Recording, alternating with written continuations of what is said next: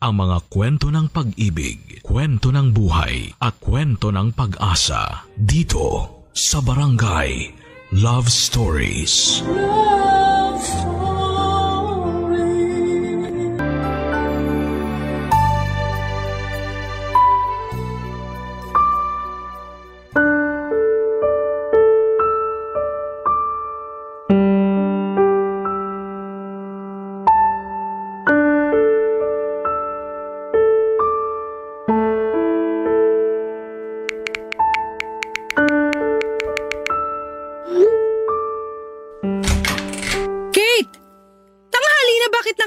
Ka pa rin dyan sa kama mo. Ate, linggo naman eh. Kahit linggo o huling araw mo na sa mundo, ayoko pa rin nakikita ka nakahilata lang dyan. Lumabas ka at maghanap ka ng pwedeng ayusin dito sa bahay. Ang init kasi ate. Pag medyo lumamig-lamig na lang tsaka na ako lalabas. Kakaubos pa naman ng sunscreen ko ngayon. Gamitan mo yung sunscreen ko sa kwarto. Dali na! Ay, ayoko nung sunscreen mo ate. Ang lagkit tsaka ang baba ng SPF. Sa'yo lang ang mura sa pharmacy eh. Huwag mo na akong artihan ha. Kung sunscreen lang ang problema mo, gamitin mo na yung sakin. Pagtsagaan mo na lang kaysa wala ka magamit. Mamaya na ate, may kausap lang ako ng mga kaklase ko sa GC namin. Baka may assignment kami na hindi ko pa nagagawa. Hindi ka talaga nauubusan ng rason no? Kanina sunscreen tapos ngayon yung GC na. Anong next? Totoo nga ate. Kung gusto mo basahin mo pa tong GC namin para makita mo eh. Akin na. Joke! Si ate naman oh. Para kang hindi naturuan tungkol sa privacy. Hahamunin mo ko na basahin yung laman ng GC nyo tapos aatras ka. Duda kung assignment nga ang pinag-uusapan nyo dyan. Akin na nga yung cellphone mo. Syempre meron din naman kaming ibang pinag-uusapan. Halo-halo naman ang topic namin sa GC eh. Imposible namang hindi ganun ang mga GC mo sa Facebook. Wala akong GC sa Facebook. Patingin nga. Sige, tignan mo pa. Oh. Lo, wala nga GC. Wala ka rin ka-chat? Tao ka ba talaga ate? Kaya wag mo akong nirarasunan na napaka-importante ng pagsa-cellphone mo kasi kaya ko namang mabuhay kahit wala yan. Syempre, ibahin mo kaming mga Gen Z. Dito na kami namulat eh. Nakaasa na rito lahat ng kailangan namin ngayon. Lalo na sa pag-aaral tsaka sa mental health namin. Dinamay mo na naman yung mental health mo. Nakailang gamit ka na yan, ha? Last na yan. Ate, i-validate mo naman ang mental health ko. Please lang. At yung mental health ko, kailan mo iisipin? Lusaw na ang utak ko sa kakaunawa sa mga kaartihan mo, Kate. Ikaw lang naman kasi itong nagpapaka-stress sa akin eh. Kung hayaan mo na lang sana ako, di maayos ang mental health natin pareho, di ba? Hindi ko na talaga alam kung paano ka kakausapin. Huwag mo lang naman kasi akong bungangaan palagi. Paano hindi ka bubungangaan puro katamaran at kaartihan ang alam mo? Yan! Nasasaktan kaya ako sa mga salita mong ganyan. Ay naku ate, hinay-hinay lang naman sana, no? Bakit? Hindi ka ba maarte? Inaayon ko naman ang kaartihan ko sa sitwasyon. Kahit anong sitwasyon, maarte ka. Hindi ka talaga nagmana kay nanay, no? Wala ka kasing filter pag nagsasalita eh. Talo mo pa yung mga bungangerang nanay sa teleserye. Inuubos mo talaga ang pasensya kung bata ka eh. Chill ka lang, pwede ba? Ay, okay, ganito na lang. Lumabas ka muna ng kwarto ko. Gamitin mo yung sunscreen mong malagkit, tapos pumunta ka sa park at mag-meditate ka doon. Kasi mukhang kailangan mo ng peace of mind eh. Peace of mind? Hindi ko yan makukuha hanggat hindi ka umaayos, Kate. Kaya ikaw mag-sunscreen, lumabas ka ng kwarto mo at mag-meditate ka kahit sa sementeryo pa. Hindi mo na talaga pakakalmahin ang dugo ko. Day off ko na nga lang, imbis na mag-relax na lang sana ako, nagawa mo pa akong bigyan ng stress. Alam mo ate… Lumabas ka na rito sa kwarto mo at tumulong ka sa amin ni nanay sa labas kundi malilintikan ka talaga. Nabigla ako sa pagtaas ng boses ni Ate Papa Dudut. Alam kong sagad na ang pasensya niya kapag umabot na siya sa ganon. Binalibag pa niya ang pinto ko nang lumabas siya. Kaya naman nagmadali na rin akong lumabas ng kwarto ko at doon ako sinalubong ni Nanay Papa Dudut. Kabado rin si Nanay noon dahil nakita nitong galit na si Ate. Binulungan ako ni Nanay na sumunod na lamang sa sinasabi ni Ate para hindi na kami magtalo pa at para hindi na lalong uminit ang ulo ni Ate. Kilalang kilala pa naman namin si Ate Angie at oras na masimulan itong magalit ay hindi na siya titigil hanggang sa kinabukasan. Akala mo'y palaging dinadatnan o hindi naman kaya ay nagme-menopause na. Sinunod ko na lamang ang sinabi ni nanay at tumulong na lamang ako sa pag-aayos ng mga kailangan sa bahay. Dahil doon ay hindi ko na nagawa ang assignment ko dahil hindi ko na muling nahawakang buong araw ang cellphone ko. Sa tuwing gagawin ko kasi yon, ang talim agad ng tingin sa akin ni ate. Kinuha rin niya ang cellphone ko noong bandang gabi na para lang masigurado na hindi na ako magse-cellphone. Binalik na lamang niya yon sa akin kinabukasan nang paalis na ako papunta sa eskwelahan.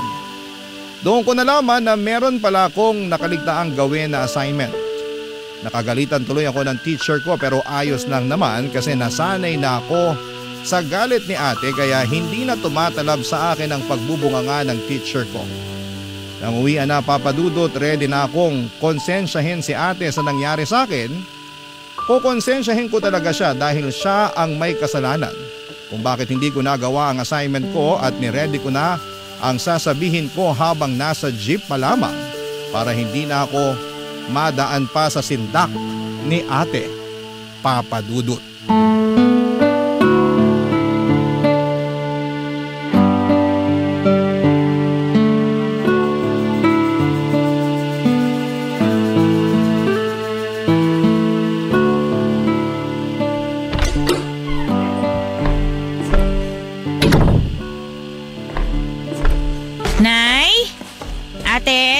Wala pa ang ate mo pero mukhang pauwi na rin yon. Bakit? Gusto ko lang naman sanang magreklamo kay ate. Naku, ikaw talagang bata ka. Wala ka ba talagang kadala-dala? I-stressin mo na naman ang ate mo.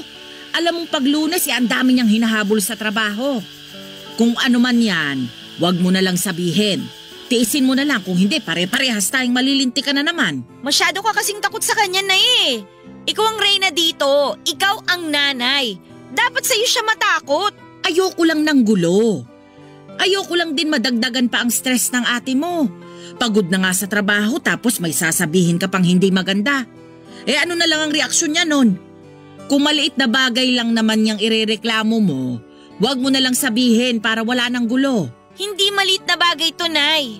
Kasi dun sa pagkuha niya ng cellphone ko kagabi, hindi ko tuloy nalaman na meron pala kaming assignment. Napagalitan tuloy ako ng teacher ko. Pinahiya niya ako sa klase. Hindi ko naman kasalanan yun eh. Nangyari na. Hayaan mo na. Bumawi ka na lang sa susunod. Saka ikaw naman kasi, panay ang cellphone mo. Sige, Nay. Kampihan mo ulit si ate. Kaya lumalaki yung ulo niya eh. Kaya siya nagre-reyna-reynahan dito. Anong pinag-uusapan niyo dyan? Mukhang seryoso ah. Nay, nakapagluto na ba kayo ng ulam? Gutom na ako eh. Ipiprito ko pa lang yung tilapia. Teka Bago magluto si nanay ng ulam, ate, may gusto lang sana akong sabihin sa'yo. Kate! Ano nangyayari rito? Ano na naman bang ginawa mo, Kate? Ako kagad? Pag may problema dito, ako palagi. O anong pinupunto mo? Ay, hayaan mo na ang bunso natin, Angie. Alam mo naman yan. Halika na sa kusina para maipagtimpla muna kita ng kape habang hinihintay na maprito yung tilapia. Hindi, Nay. Mukhang meron na namang problemang sasabihin tong si Kate eh. Kahit kailan talaga. Para sabihin ko sa'yo, ate, ikaw ang problema ngayon. Kate, Angie, ayokong magtalo kayo ngayon. Saka na lang pag-usapan yan pagkatapos kumain. Baka kasi nadadala lang kayo ng gutom. Kahit busog tong si Kate, hindi pipirmi to. Sige nga, Kate, anong problema ang sinasabi mo? Alam mo bang hindi ako nakagawa ng assignment ko dahil kinuha mo yung cellphone ko kagabi? Hindi ko tuloy nabasa sa GC namin yung reminder tungkol doon. Pinahiya tuloy ako ng teacher ko kanina. Obligasyon mong maalala ang assignments mo.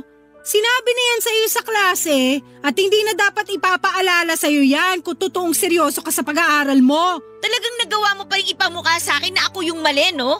Hindi naman ako perfect na estudyante. Alam kong madalas ako makalimot.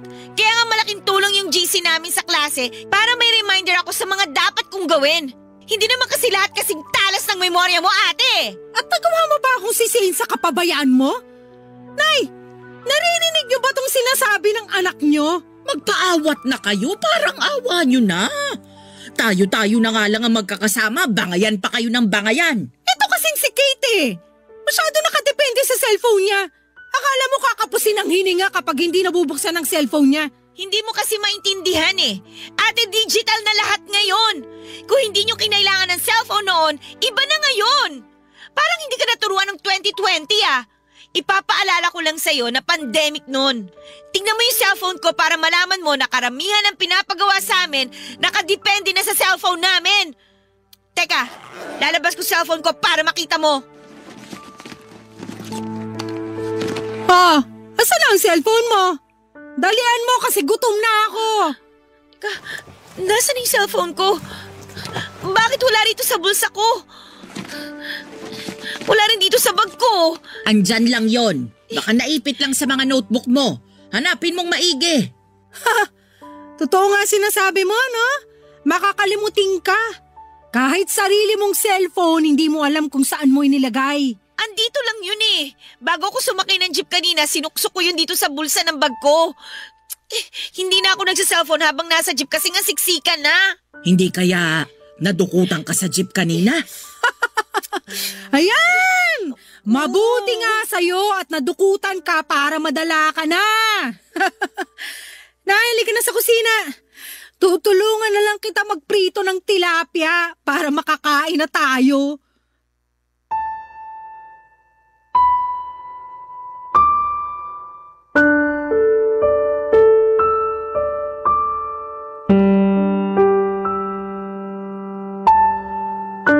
Nilabas ko na ang lahat ng gamit ko sa bag, Papa Dudut, pero wala pa rin doon ang cellphone ko.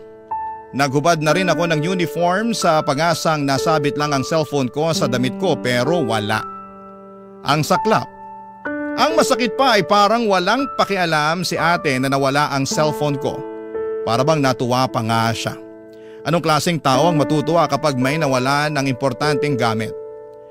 Naiiyak na ako noon dahil kahit si nanay ay hindi ako magawang lapitan para i-comfort dahil pinipigilan siya ni ate. Hindi nila alam kung gaano kaimportante ang cellphone ko sa akin dahil andun lahat ng kailangan ko para sa klase, Papa Dudut. Hindi na ako nakisabay kumain sa kanila at lumabas ako ng bahay para umasa na nahulog ko lamang sa kalsada ang cellphone ko at wala pa sanang nakakadampot. Alam kong niloloko ko na ang sarili ko pero wala namang masamang gawin yon. Sinubukan ko ring abangan ang jeep na nasakyan ko baka sakaling umikot pa sa amin at baka nahulog lang sa sulok ang cellphone ko. Kahit alam kong imposible na ang lahat, ay mataas pa rin ang faith ko na mahahanap ko ang cellphone ko pero bigo ako. Doon ko na lamang natanggap na dahil sa pag-focus ko na mapamukha kay Ate Angie na may mali siya, hindi ko na napansin na dinukutan na pala ako habang nasa loob ng jeep. Umuwi na lamang ako ng bahay at dumiretso sa kwarto para umiyak dahil sa mga nangyari. Feeling ko ay biktima ako.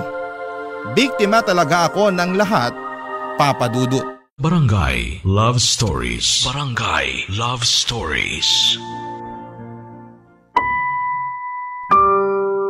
Hindi na ako muling kinausap ni Ate Angie mula nang nawala ang cellphone ko. Pinharam na lamang po ako ni nanay ng luma niyang cellphone na di keypad para lamang may maggamit ako.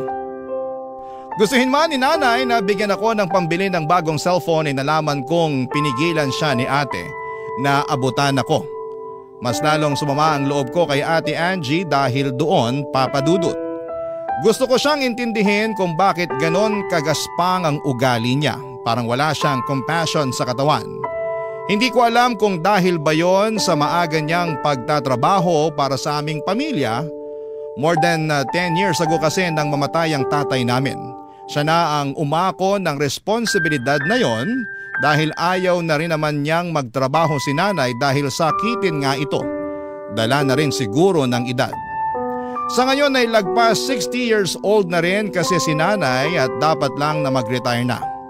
Imbes na ma-enjoy ni ate ang mga unang sahod sa unang trabaho niya, ay hindi po yun nangyari. Marami siyang naging pangarap na makapasyal sa iba't ibang lugar sa Pilipinas at makapunta na rin sa ibang bansa kapag pinalad siyang malibot ang buong Pilipinas. Kaya lang dahil nga sa biglaang pagkamatay ni tatay ay hindi niya yon nagawa. Lumipat din siya ng trabaho dahil mas malaki ang pasahod kesa sa naunang trabaho niya. Kahit nahirap siyang mahalin ang pangalawang trabaho na pinasukan niya ay nagawa niyang tiisin dahil kailangan niyang maging praktikal para mahulugan din noon ang educational plan ko at health insurance naman ni nanay.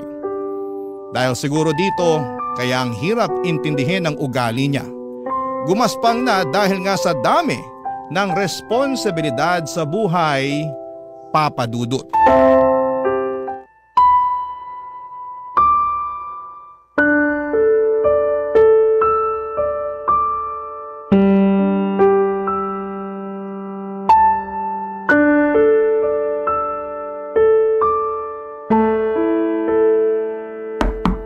Bukas yan, pasok. Lumamig na yung turon na niluto ko kanina. Sabi mo lalabas ka na ng kwarto mo. Wala po akong ganang magmerienda, Nay. Bigay niyo na lang po yung turon kay Ate Angie mamaya pag uwi niya. Paborito mo pa naman ang turon. Binalot ko talaga sa maraming asukal yung saging. Saka hindi ko nilagyan ng langka kasi alam kong ayaw mo nun. Thank you, Nay, pero busog pa kasi ako eh. Paanong busog? Hindi ka rin kumain kaninang tanghali. May natira pa akong chichirya sa bag ko. Yun po yung kinain ko kanina kaya nawala po yung gutom ko. Ano bang nangyayari sa yung bata ka, ha? Ilang araw ka nang walang ganang kumain. Lagi ka na lang nagkukulong dito sa kwarto mo. Wala lang po ako sa mood, Nay. Babawi na lang po ako sa susunod. May tampo ka pa rin ba sa ate mo? Hindi naman nawala yun, Nay. Ay, wag mo sanang masamain ang ipinapakita sa'yo ng ate mo. Nung una, hindi naman sana. Kaya lang, paulit-ulit na lang niyang pinaparamdam sa akin na problema lang ako dito sa bahay. Hindi ako makagalaw kahit good mood siya. Paano ba naman kasi, bawat galaw ko, pinupunan niya. Para bang lagi na lang niyang inaasahan na magkakamali ako? Ang hirap gumalaw na pag lagi kang binabantayan. Pagpasensyahan mo na lang ang ate mo. Kilala mo naman yun. Iyon na nga po eh. Kilalang kilala ko na siya. Ni minsan hindi niya nakita yung magaganda ko nagagawa. Nipurihin ako kapag mataas yung grades ko sa school. Hindi niya yung ginagawa. Pero kapag maliit lang na pagkukulang ko at pagkakamali ko, hanggang kinabukasan na kagad yung sermon. Ako na lang ang babawi sa mga masasakit na sinasabi niya. Ako na lang ang papansin sa mga nagagawa mong maganda. Nakikita ko naman yun. Kaya huwag kang mag-alala. Ay, salamat po, Nay. Alam ko naman pong nakikita niyo yon. Pero masarap din naman sana sa pakiramdam kung makita rin niyo ni ate para mabawasan yung galit niya sa akin. Hindi naman galit sa'yo ang ate mo. Galit lang siya sa mga maling nagagawa mo. Kasi ang taas ng expectations niya sa akin eh. Nakakalunod, Nay. Alam ko achiever siya nun. Pero wag naman sana niyang asahan na katulad din niya ako. Ano ka ba naman, Kate? Alam niyang malaki ang potensyal mo. Kaya nadidismaya lang ang ate mo kapag hindi mo ginagalingan. Ganoon kataas ang tingin niya sa'yo. Parang hindi naman. Pakiramdam ko ang baba lagi ng tingin niya sa akin. Mali lang siguro ang paraan ng pagpapakita ng ate mo kung gaano kataas ang tingin niya sa'yo. Saka ayaw niya sigurong lumaki ang ulo mo. Kaya hindi niya masyadong pinapansin kapag gumagawa ka ng maganda. Hindi naman kawalan sa kanya kung paminsan-minsan eh. Papansinin niya na may nagagawa rin akong tama. Para ma-inspire naman ako lalo na pagbutihin pa. Hayaan mo. Pag uwi niya, kakausapin ko siya tungkol dyan. Ay naku, Nay, wag na po. Baka sabihin na naman niya, sumbongera ako. Mas lalo siyang magalit sa akin. O sige, bahala ka na kung anong gusto mong gawin. May gusto nga po akong gawin, Nay eh. Ano ba yun? Susuportahan ko yan. Nasa tamang edad na naman po ako. Huwag mong sabihing mag-aasawa ka na. Hindi pa tamang edad ang 18 para mag-asawa, ha?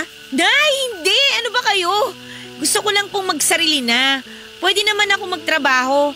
Mapagsasabay ko na ang pag-aaral at pagtatrabaho kasi marami naman po nag-o-offer ng mga part-time job ngayon. Bakit kailangan mo pang umalis dito? Kung gusto mo nang magtrabaho, hindi naman kita pipigilan. Pero sayang lang kung ang sahod mo ay mapupunta lang sa upa. Pagsisikapan ko na lang po yun, Nay. Mas mabuti na yun kesa may sumbat pa sa akin ni ate yung pagtira ko dito sa bahay kapag wala siya sa mood. Hindi niya pwedeng isumbat ang pagtira mo rito sa bahay. Dahil kami ng tatay mo ang bumili ng bahay na ito. Bahay mo na rin ito. Pero Nay... Huli na to na pag-uusapan natin ang tungkol sa paglipat mo. Magsuklay ka na riyan at lumabas ka ng kwarto mo. Sabayan mo na akong kumain ng turon sa kusina.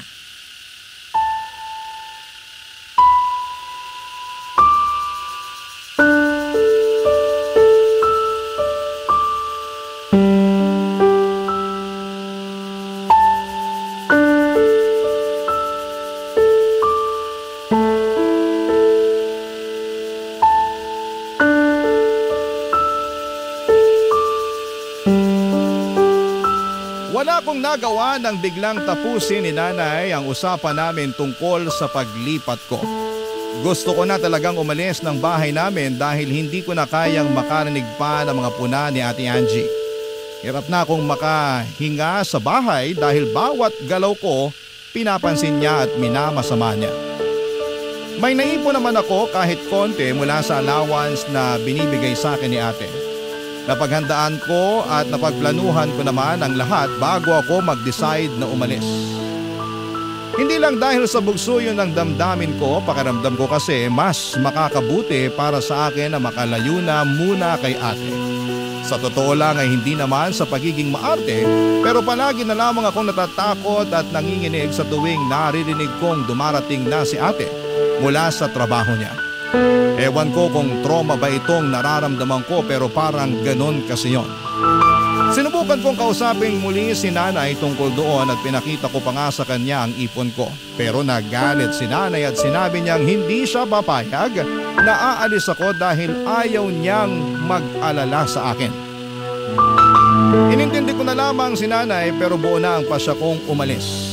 Palihim na rin po akong nag-impake ng mga damit ko para mabilis na lamang akong makaalis. Nakahanap na ako ng titirhan at nag-bed space na lamang muna ako dahil yun lang naman ang kaya ng ipon ko.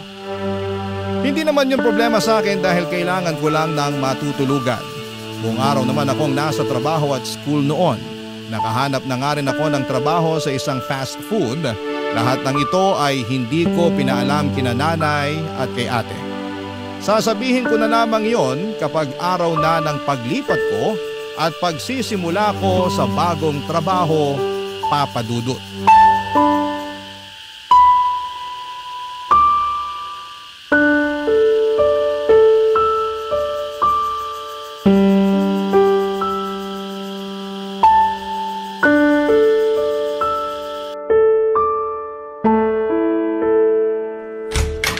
Hoy, Kate! Ate naman! Sana kumatok ka muna bago ka nagbukas ng pinto. Nagulat tuloy ako sa'yo. Kanina ka pa kasi pinapalabas ni nanay para makisabay ka ng kumain sa amin. Busog pa ako. Kumain kami kanina ng mga kaklase ko sa kantin bago umuwi. Hindi ka na nakikisabay sa amin ah. Lagi ka na lang sa school kumakain tuwing uwian. Saka kumukuha ng pera. May ipon naman ako ate. Yun ang pinangkakain ko nitong mga nakaraang araw. Kaya naman palang lakas ng loob mong huwag sumabay sa amin tuwing hapunan. Hindi naman sa malakas ang loob. Nakakahiya lang makisabay kasi wala naman ako ambag sa bahay na to. Ano bang gusto mong sabihin? Bakit di mo na lang ako diretsuhin? Ilang linggo ka ng ganyan. Kahit si nanay hindi alam kung ano nangyayari sa'yo. Alam ni nanay kung bakit.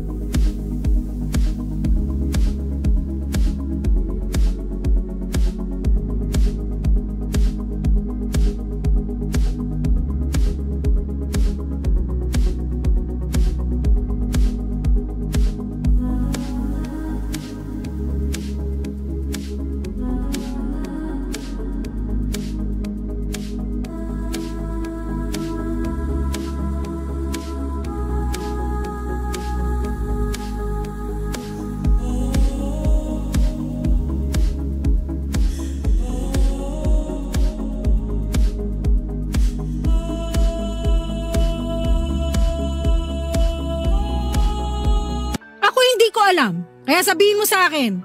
Wag na lang natin pag-usapan ate. Ayoko ma-stress ngayon. Bakit ayaw mong ma-stress? Buntis ka no? Hindi ah! Ang tamang hinala mo naman ate. Grabe. Ano nangyayari? Liwanagin mo kasi. Ayan ka na naman ate.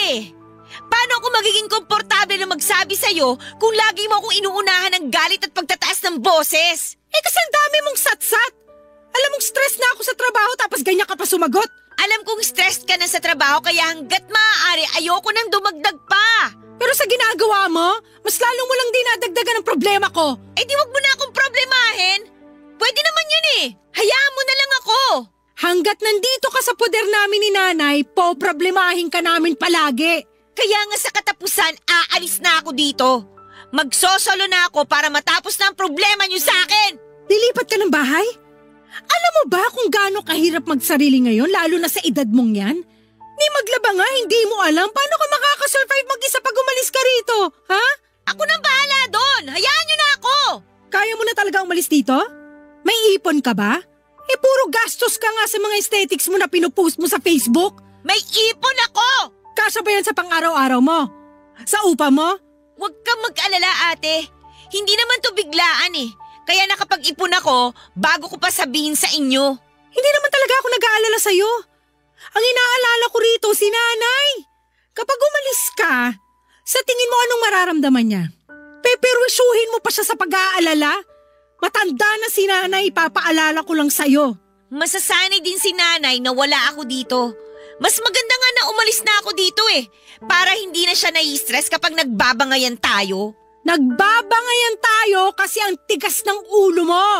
Hindi ka nakikinig sa akin. Hindi mo rin naman ako pinapakinggan Ay, kung yan ang desisyon mo, wala na akong pakialam. Bahala ka na sa buhay mo. Basta huwag kang lalapit ulit sa amin para bumalik dito, ha? Panindigan mo yung desisyon mong yan. Huwag kang mag-alala. Hinding-hindi na ako lalapit sa inyo ni nanay kung yan ang pinoproblema mo. Bahala ka na. Lumabas ka na lang ng kwarto mo para makisabay sa amin. Hindi nga ako gutom. Kahit huwag kang kumain. Sabihin mo lang kay nanay ang tungkol sa plano mong umalis dito. Alam na niya.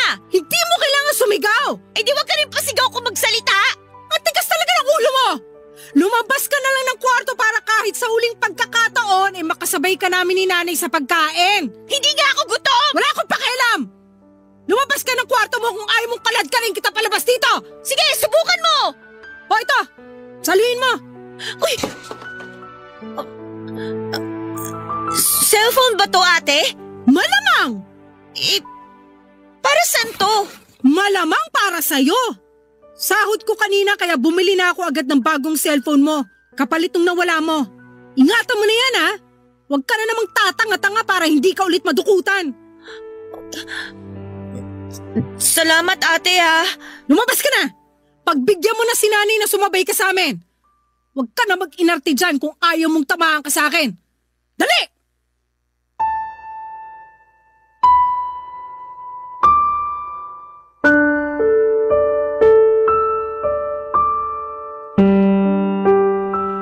Papadudot, binalibag ni ate ang pinto ko nang lumabas siya ng kwarto ko. Ramdam ko man ang galit niya noon pero ramdam ko pa rin ang pagmamalasakit niya sa akin. Binuksan ko ang cellphone na binili niya, mas maganda at mas mahal yon kesa doon sa nawala sa akin. Naiyak na lamang ako kasi sa unang pagkakataon ay naramdaman ko ang care ni ate para sa akin. Inayos ko lang ang sarili ko at nagpulbos para hindi mahalata na umiyak ako. Pagkatapos noon ay lumabas na ako ng kwarto para humarap at sumabay kina nanay at ate sa pagkain. Pinagalitan nga ako kaagad ni ate dahil natagalan sila sa paghihintay sa akin. Lumalamig na raw ang pagkain.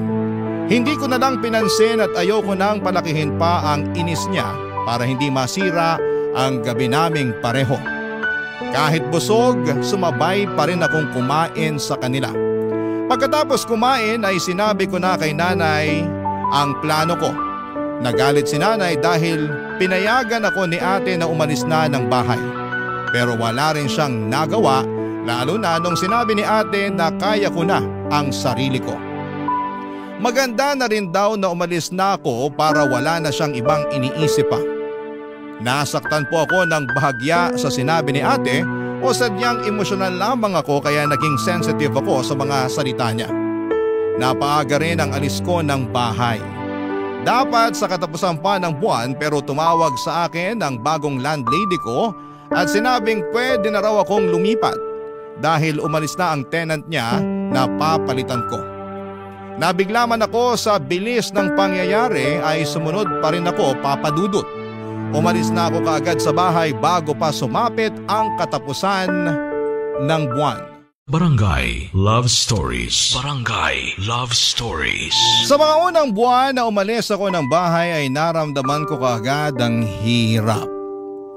Kahit meron akong ipon, alam kong kailangan ko yung i-budget, kundi ay mauubusan ako. Totoo naman na meron na akong part-time job, pero dahil nga part-time yon ay hindi ganoong kalaki ang nakukuha ko, Papa Dudut. Sakto lang talaga para sa upa at pangkain ko. Alam kong kailangan kong maghanap pa ng extra na trabaho pero alanganin na dahil na rin siyempre nag-aaral pa ako. Mabuti na lamang at bayad na ang pag-aaral ko sa tulong ng educational plan na nakuha ni ate para sa akin noon. Laking ginhawa ko noon para sa akin at sinikap kong magtipid lalo't hindi ko tinatanggap ang gustong iabot sa akin ni nanay na tulong. Ayoko makarating yon kay ate at baka iba na ang isipin na naman niya. Bihira na rin akong magparamdam sa kanila dahil alam kong kukumustahin lang nila ang kalagayan ko. Ayoko namang ipakita sa kanila na nahihirapan ako dahil alam kong may masasabi na naman sila lalo na si ate. Alam kong makakaraos din ako at talaga namang mahirap lagi sa simula. Ewan ko kung nakakatunog na si ate na nahihirapan na ako. Kaya panay ang contact niya sa akin. Nairita na rin ako dahil parang napamukha sa akin na hindi ko kayang tumayo sa sarili kong mga paa. Nag-away kaming dalawa lalo't parehas pa naman kaming stress noon. Mas lalo nga akong nagalit noong sinumbat niya sa akin ang pagpapaaral niya. Mas lalo tuloy kaming nagkasirang dalawa. Dahil doon ay tumigil na ako sa pag-aaral at nagtrabaho na lamang. Sinubukan kong hilingin kung pwede akong mag full time na sa fast food na pinagtatrabahuhan ko. Pero hindi pa raw po pwede. Mas lalo tuloy akong naging problemado lalo't naubos na rin ang ipon ko. Kaya nilunok ko ang pride ko at lumapit kay nanay para humingi ng mga dilata at bigas. Sinakto kong wala pa si ate para hindi na kami magkaabutan. Hindi pa kasi kami nagkakaayos na dalawa.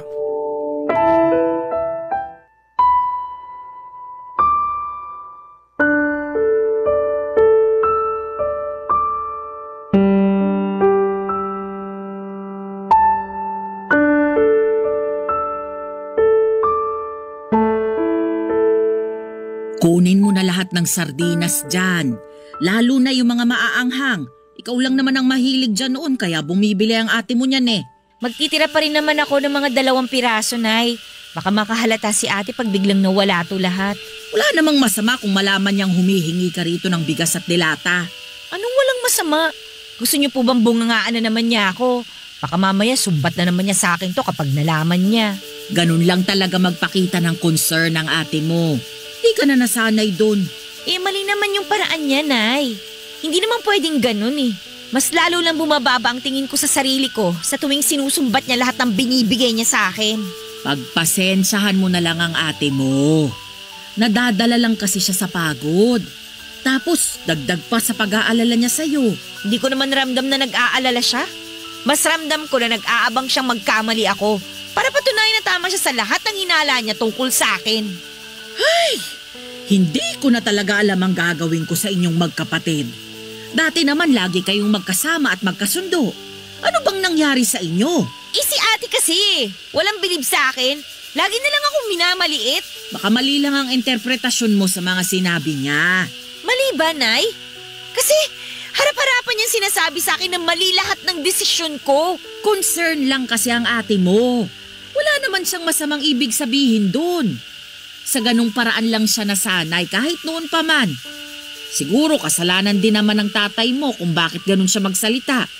Eh nung nabubuhay pa ang tatay mo, parehas sila ng pananalita ng ate mo eh. Nay, wag mo na siyang ipagtanggol. Mas lalo lang sumasama yung loob ko dahil parang wala na akong kakampi ngayon. Paano bang wala? Eh anong tawag mo sa akin? Eh kay Ate Angie naman kayo kampi eh. Lagi na lang yung side niya yung iniintindi nyo. Lagi kayo may magandang rason kung bakit siya ganun sa akin. Samantalang ako, nilaban niyo ba ako sa kanya ni minsan? Malamang oo. Hindi mo lang naririnig, pero lagi kitang ipinaglalaban sa kanya. Parehas lang kayong matigas ang ulo at hindi nakikinig sa nanay ninyo.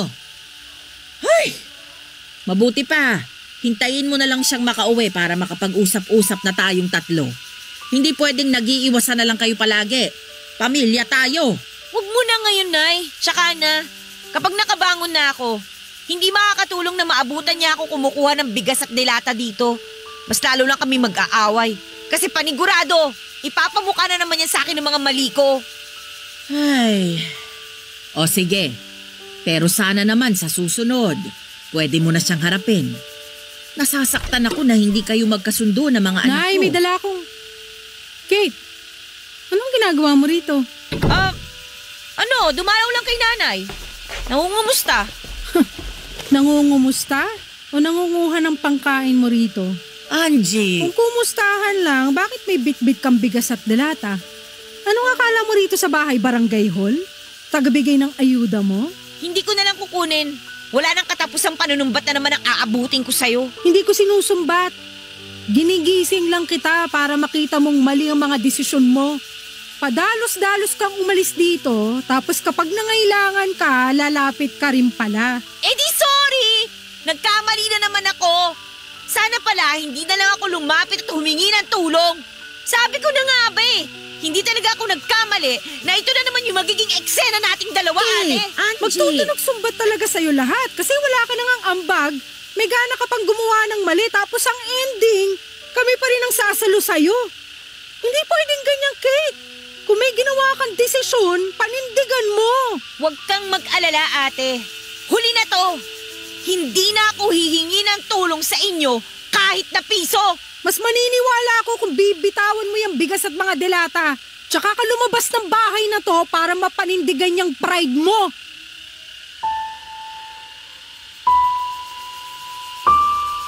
Sinubukan pang umawat ni nanay sa amin ni ate pero wala siyang nagawa. Naiyak na lamang akong binitawan ng bigas at dilata at saka ako lumabas ng bahay. Binalibag ko ang pinto sa sobrang galit. Sinubukan akong habulin ni nanay pero nakasakay ako kaagad ng jeep paalis doon. Hindi ko na nilingon pa si nanay dahil panay na ang iyak ko noon sa sobrang sama ng loob. Tinawagan ako ni nanay pero hindi ko rin sinasagot. Agad akong dumiretso sa inuupahan ko at mabuti na lamang at wala ang mga kasamahan ko sa kwarto kaya nagawa kong umiyak. Sobrang sama ng loob ko noon kay ate kahit lugmok na ako sa lupa ay nagawa pa rin niya akong sipain. Anong klaseng kadugo siya? Hindi rin siya nag-text man lang sa akin para mag-sorry o ipaliwanag ang mga masasakit niyang sinabi. Bakit pa ba ako umasa? Ni minsan ay hindi ko natigman ng sorry niya. Dahil doon ay mas lalo ko silang iniwasan at hirap na ako noon, lalo na't nabawasan pa ang oras ng trabaho ko. Sinikap ko maghanap ng ibang trabaho pero walang tumatanggap sa akin dahil bukod sa masyado raw akong bata ay wala pa akong tinapos na pag-aaral. Nagtuloy-tuloy ang problema ko, Papa Dudut, ilang beses na lang ako sa isang araw kong kumain. Madalas pa ay puro biskwit, fishball at 3-in-1 na kape. Bubusugin ko na lamang ang sarili ko sa libreng tubig sa inuupahan ko. Napansin rin yon ng landlady ko kaya nilimitahan na niya sa 2 liters ang libreng tubig sa akin kada araw. Nakaramdam ako ng panliliit dahil doon. Isang araw ay hindi na rin ako nakabayad pa ng upa. At dahil doon ay wala akong ibang nagawa kundi ang mag-impake na dahil pinapaalis na ako ng landlady ko. Sinubukan ko pang makiusap pero ang sabi niya may nakaabang na bagong tenant kaya kailangan ko nang umalis. Binigyan niya ako ng 5 araw para makahanap ng bagong lilipatan. Yon ang naging problema ko dahil wala akong nahanap sa huling araw ng pangungupahan ko. Kaya mabigat man sa loob ko ay nagsimula na ako mag-impake at inisip ko na lamang na matulog muna sa mga bus terminal kung saan ay maraming tao at hindi makakahalata ang mga empleyado roon. Panay ang iyak ko habang inaayos sa mga damit ko para makaalis na roon, Papa Dudut.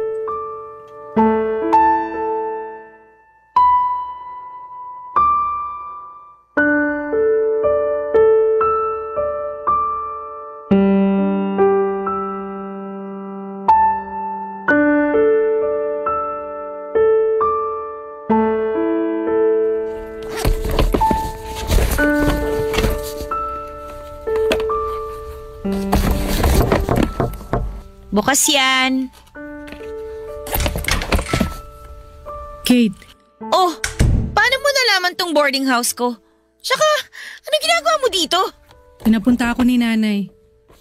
Nararamdaman niyang may problema ka. Ayos lang naman ako. Bakit ka nag-eempake? Lilipat na ako ng maupahan. Malapit dun sa trabaho ko para makatipid ako sa pamasahe. Nakausap ko ang landlady mo. So, alam mo na ang totoo. Hinuhuli mo lang pala ako. Andito ka ba para ipamukha sa akin na mali na naman ang desisyon ko? Walang ganon. Pumunta lang talaga ako rito kasi nag-aalala na sa'yo si nanay. Hindi ka na nagpaparamdam sa kanya. Matapos yun nangyaring away natin sa bahay, as if naman may mukha pa akong ihaharap sa inyo. Saan ka titira ngayon? May nahanap na ako. Ako nang bahala doon. Ihatid na kita ron para alam ko rin kung saan ka pupuntahan. Ay, hindi na!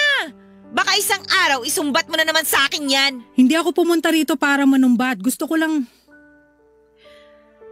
ko lang masiguro na maayos ang kalagayan mo. Ano bang sisiguruhin mo? Hindi ba alam mo naman na hindi maayos ang kalagayan ko? Di ba inaasahan mo naman to? Ayoko makipag-away sa'yo. Gusto kong tumulong. Tulong? Nung time na kailangan ko yan, anong ginawa mo? Sinumbat mo sa akin lahat, di ba? Kinapalan ko na nga yung mukha ko kay nanay na humingi ng bigas at dilata kasi gutom na ako. Nilunok ko yung pride ko na lumapit sa inyo sa bahay. Pero anong ginawa mo? Pinamukha mo akong patay gutom. Pinaiwan mo yung bigas at dilata pero pinabaunan mo ako ng masasakit na salita. Ate, walang-wala ako nun. Pero mas lalo mong pinaramdam na mas mababa pa ako nun. I'm sorry. Yun lang? Sorry? Yun lang? Mabubura na ba niyan lahat ng masasakit na salitang sinabi mo sa akin dati? Sorry? Inaasahan mo bang ayos na tayo ngayon dahil binanggit mo na ang magic word na yan? Alam ko, marami akong nagawang mali sa'yo. Alam ko marami akong nasabi na hindi magaganda.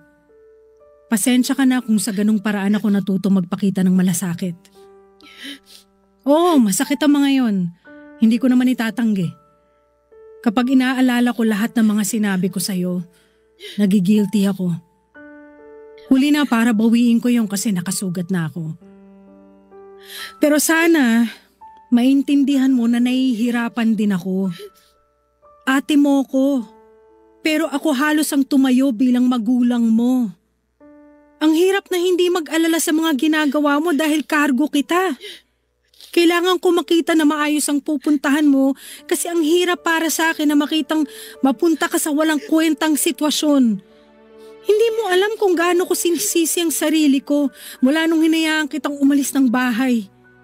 Hindi mo alam kung ilang beses akong gumigising sa gabi sa bawat kalus ko sa pinto dahil umaasa ako na ikaw yun. Nababalik ka na at mababantayan na ulit kita.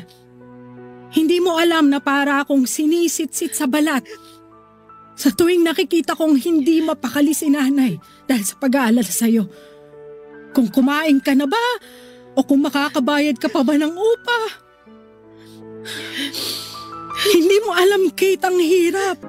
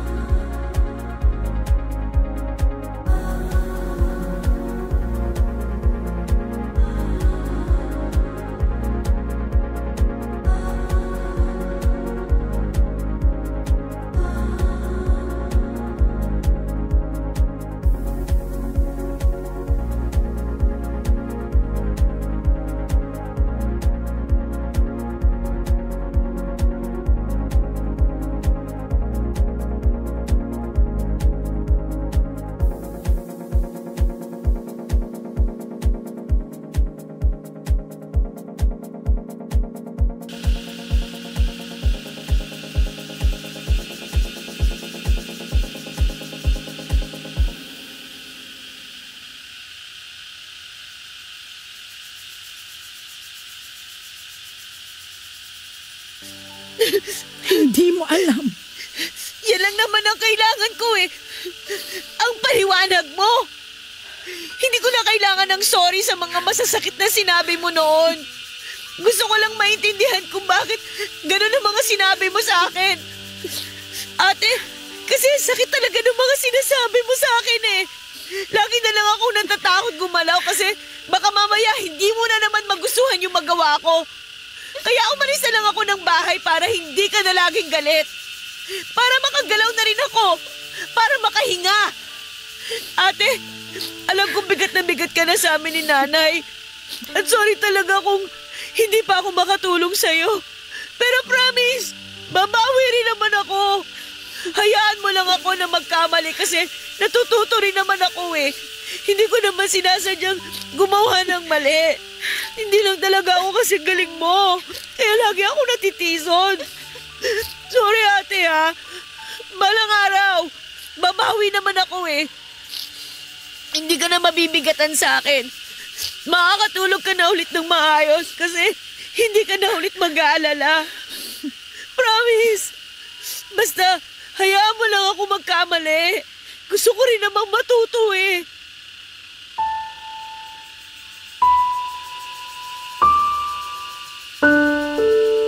Nagkaiyakan kami ni ate at pagkatapos noon ay tinulungan na niya akong tapusin ang pag-iimpake ko.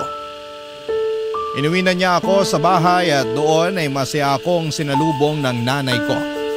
Panay ang iyak ni nanay nang makita niya ako at inalalayan niya ako na makapasok ng bahay. Napansin agad niya ang pangangayayat ko. Pinaghandaan niya ako ng makakain ko at sumabay na rin si ate na kumain. Sa palibot ng mesa, andon sina nanay at ate habang katabi ko.